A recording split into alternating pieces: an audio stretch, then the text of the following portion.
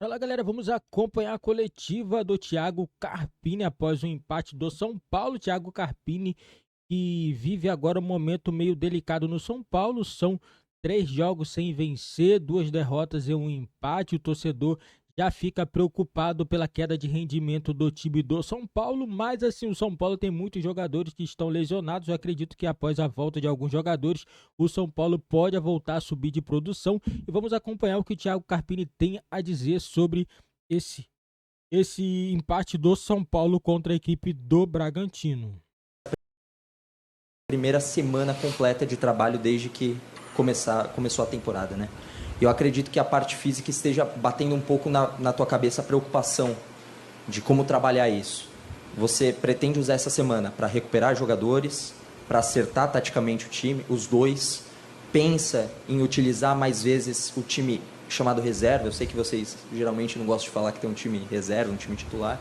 Queria que você explicasse um pouquinho disso, esse planejamento também além do jogo de hoje, porque a Libertadores também está batendo na porta e causa uma preocupação um pouco grande no torcedor.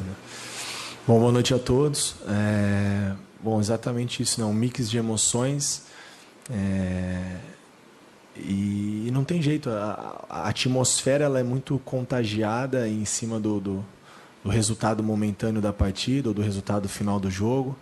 Apesar de nós, enquanto profissionais, a gente avalia outros aspectos, né? Então nós tivemos de tudo nessa partida, né? Um início ruim, apesar que antes do gol nós tivemos 2 chances ali claras de gol, e aí faltam aqueles detalhes, falta um pouco do entrosamento de estar toda hora tendo que modificar por necessidade, né? E depois a gente acaba errando um pouquinho no detalhe, toma o gol e não consegue se encontrar no primeiro tempo. A equipe adversária melhor no primeiro tempo.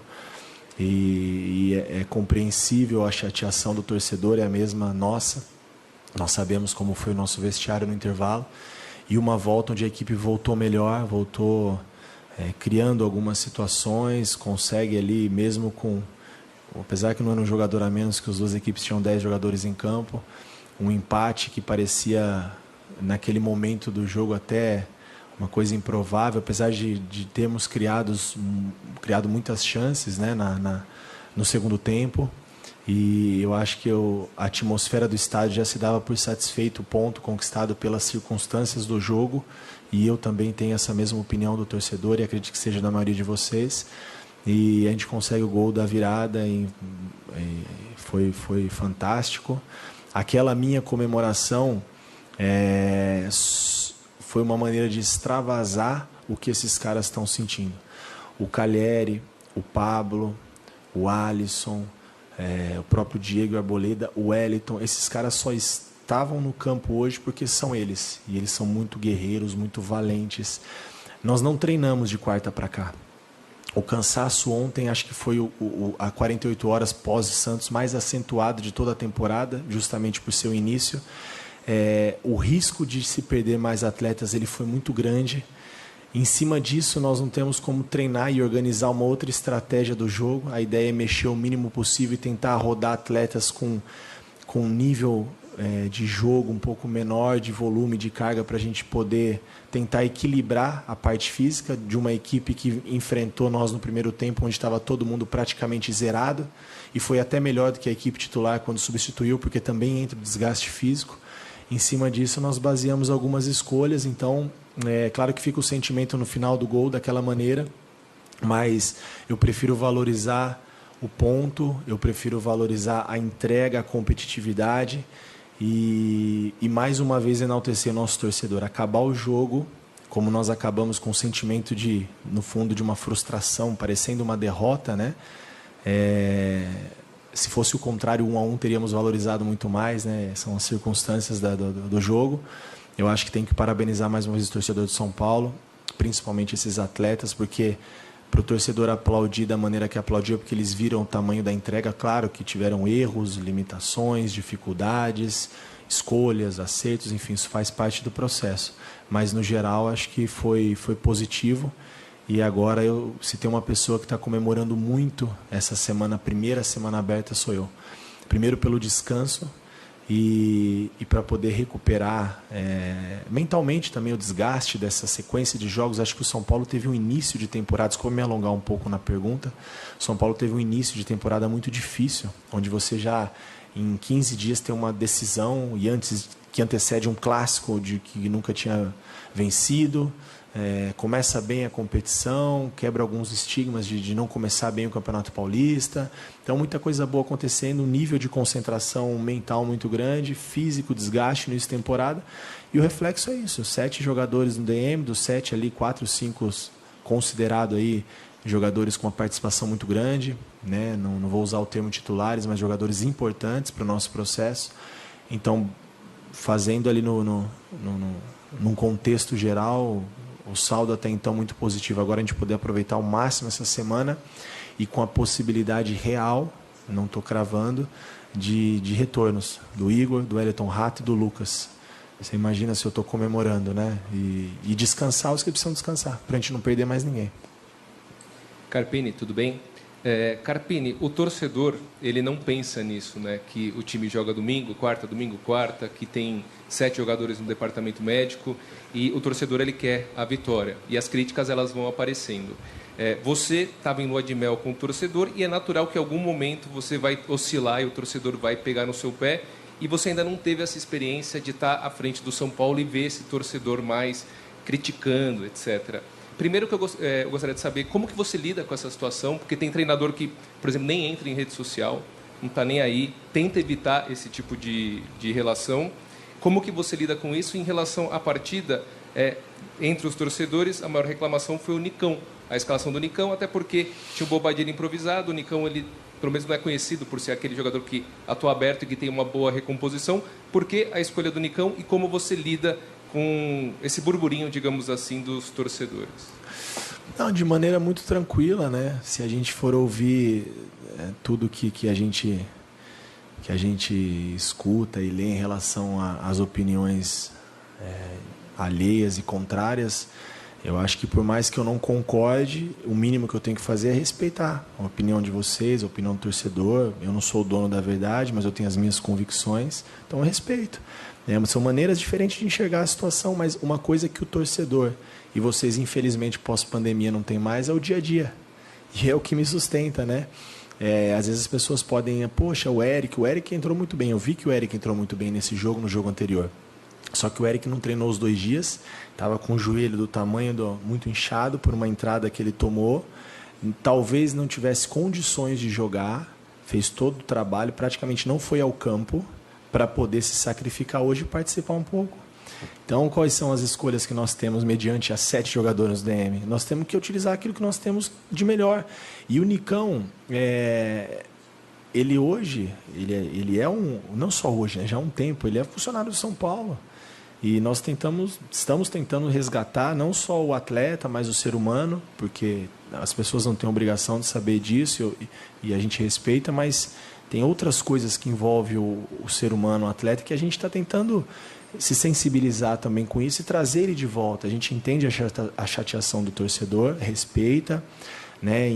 O Nicão também, a gente entende a chateação dele, a gente vai continuar dando carinho, dando atenção.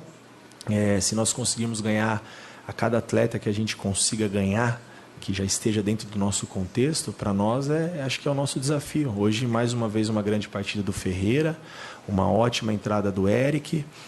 O Nicão criou situações, o Nicão ele deu 2 assistências nessa competição contra a Portuguesa e contra o Água Santa. Ele fez um primeiro tempo da final taticamente muito interessante, dentro daquilo que nós planejamos para o jogo do Palmeiras. Então, houveram coisas boas. Claro que tem um erro, tem um acerto, tem tudo isso. E a gente entende o momento do torcedor. Essa questão da lua de mel, daqui a pouco a gente volta de novo. É só as vitórias acontecerem, a gente buscar os nossos objetivos. A gente sabe que o torcedor ele quer o tempo todo vencer e nós também queremos. A gente trabalha para isso, mas nós temos um dia a dia, nós temos aqui seres humanos, nós temos uma sequência, nós temos diversos problemas para colocar o que a gente pensa de melhor e representar bem o São Paulo. Então, em relação às críticas, elas fazem parte.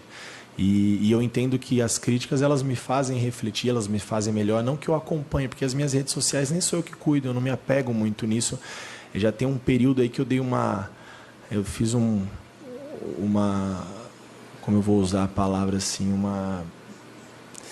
dei uma desligada total. Detox. Boa, gostei, detox. Um detox das redes sociais, porque as redes sociais, ela permite tudo, né? É uma terra sem lei. As pessoas escrevem o que quer, sem ter uma responsabilidade. E eu acho até que as pessoas, de um modo em geral, isso não é uma crítica, não. E não são todas as pessoas que usam dessa maneira.